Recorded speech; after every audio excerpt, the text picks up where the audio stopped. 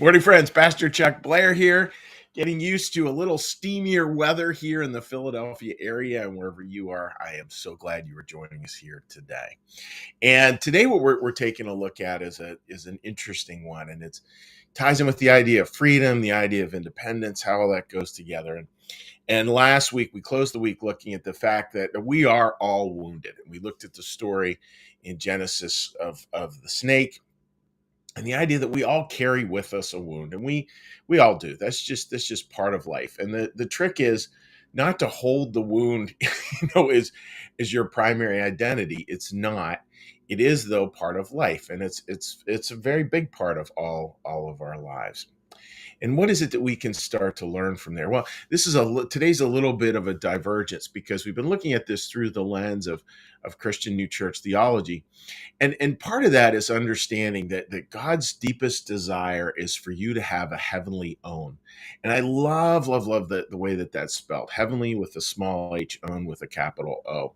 In other words, it's part of God that is in you. You know, that idea we're made in the image and likeness of God.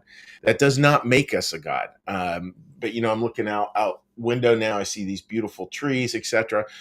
Those are all parts of God's creation too, and we have to honor that. And I think that's the way to hold it. That we are part of this ecosystem, part of God's ecosystem. And God's desire is for that real autonomy, that not that selfishness, but autonomy. And they're very, very different things. With that autonomy, folks, it comes through this. Like, let's just trace this through a minute, right? So the idea that we are to recognize love in a new form. So we have these ideas about the way the world should work, the way life should look. And then we hit the inevitable bumps and we get the inevitable bruises and scrapes, et cetera, et cetera. And that love that we had feels like it's been stunted, feels like it's no longer allowed to express itself, no longer allowed to be part of life. And that can feel deeply tragic and feel like a lot of despair. And it is tragic and it is worthy of despair, actually. And yet we have to continue going on. And how is it that we continue going on? And how does that connect in with this sense of self, this sense of autonomy? I think that's part of where we start to recognize love in new forms. So maybe my love couldn't be realized over here. But what I can do is I can see this as pointing to what I love the most and see that as God pointing me to what I love the most, and then shift it and try to recognize that same love in other forms. And maybe not only recognize it in other forms, but actually learn to live into it in those other forms. That could be really powerful. And that living into it in other forms, that's just, to me, that seems so incredibly life-giving, because we will all get wounded. We will all get nicked. And even within that, can we recognize love in other forms? Now, what would be examples of that? Well, as many of you know, New Church Live, because we're a younger congregation, we do a lot of weddings, a lot of baptisms, and a handful of memorial services too. Those are sort of the sacramental things. And wonderful wedding this weekend again. And I'm talking to one person who has sort of, she's gone through divorce and she's kind of found her legs, and so to speak, she's found a way to really kind of move life forward for herself. She's recognized love in a new form. And it was really fun to talk to her, about the way things have come alive for her through years. I mean, this is not like one day it was this, next day it was that. This is a long process. But that, again, I think is God's work and what God's providence is pulling us towards. And then there was another couple as well, and they just got engaged, and they were talking to me about their little spiritual journey, and then within 5 seconds, felt like 5 seconds of them talking to me, they're pulling out pictures because they had just decided as a couple to get baptized at a church that they love, where they attend. That's such beautiful stuff, folks, because in all of that, that's recognizing love in a new form. And I think with all of us, right, we can trace back life to points where there just were struggle, where there was just real suffering. And what do we have to learn there? So I want to close with a beautiful story I read this morning, and this is a story shared by Susan Cain, and it was a student. She's a student of Buddhism, which has a lot of beautiful tie-ins with Christianity. And she had this beautiful thought around grief. She told the Buddhist saying in this book about a mom who had lost her child. And she wanted to bring the child back to life. So she went to find the Buddha and she asked him, "How can I bring this child back to life?" And the Buddha said, "You can bring this child back to life if you search the world and you bring back a mustard seed to me from one family who has not known suffering, who has not known grief." And I think you know where this story goes. Needless to say, that journey was fruitless, or maybe incredibly fruitful. You could look at it as both and. Because what did she learn? Well, she learned with these conversations with all these people that such a seed is not possible. There's not a seed out there born of perfection. All there are our stories and our lives, and God walking among us, God helping us to take these kinds of journeys and to understand how much of it we really share. So to close here, folks, as we start this week, it's understanding. Yep, we will all struggle with wounds of various types.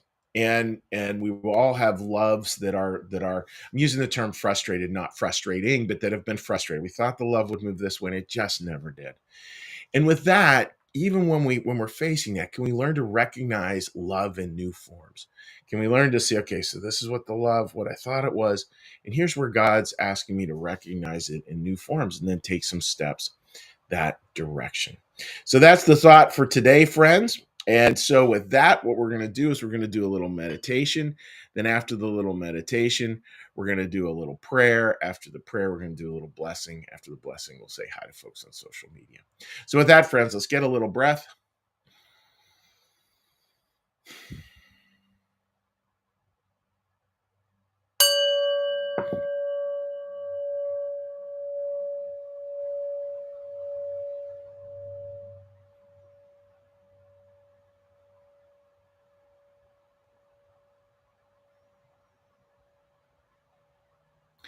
Be still and know that I am God.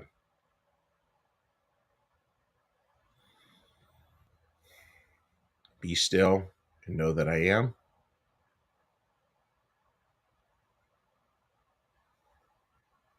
Be still and know that I.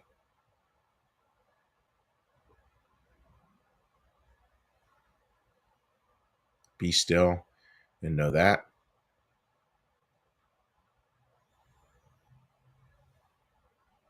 Be still and know.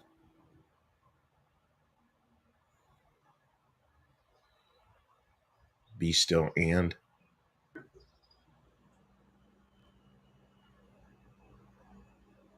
be still.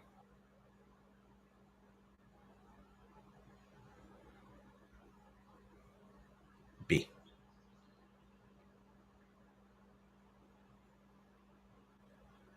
Our Father, who art in the heavens, hallowed be thy name.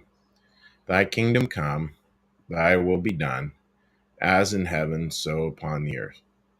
Give us this day our daily bread, and forgive us our debts, as we also forgive our debtors. And lead us not into temptation, but deliver us from evil. For thine is the kingdom, and the power, and the glory forever. Amen. May the Lord bless you and keep you.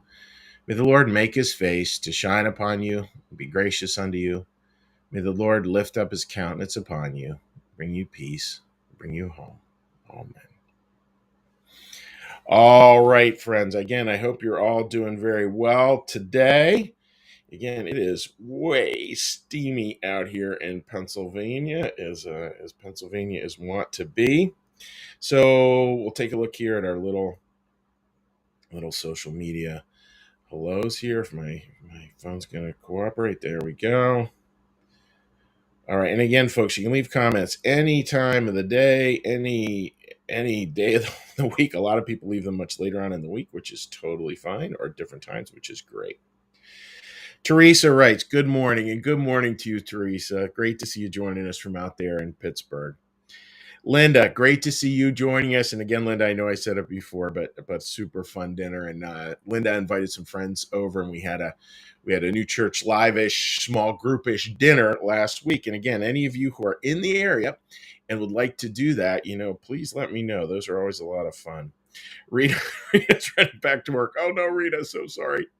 So sorry to hear. Sherry, good morning to you, and hope you're doing well, my friend. Linda writes, God is the most phenomenal manifester. Yeah, Linda, it's just too funny.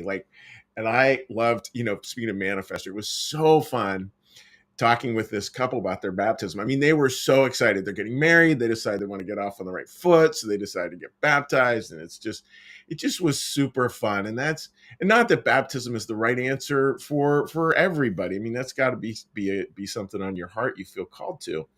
But it was so much fun watching their joy and seeing that as a manifestation of God's joy. Um, Oh, Teresa writes, I've needed to do this multiple times. New form, same love. And that there really is a discipline there. And it's a challenging discipline, right, Teresa? It's not something, and Teresa's a wonderful pastor, by the way, so she could preach on this better than I could. It's not something we make like an instant decision, like, okay, so the old love's frustrated. Today I'm choosing a new form. It's not that. It really is progress, not perfection, taking one step at a time, doing the best we can. Um, Patricia gives a heart. Mary, there you go. Mary says exactly what I just said. Wow, and that change of recognizing love in a new form takes work for me, a leap of faith into the unknown. Oh, amen to that, my friend. So, folks, wherever you're joining us from, whatever platform you're joining us on, whatever time of day, whatever day of the week, whatever state or nation or continent, it is wonderful to have you here. And we wish you all the very best. God bless, my friends. May you have a day finding new forms and recognizing love in those new forms. Take care. Bye bye.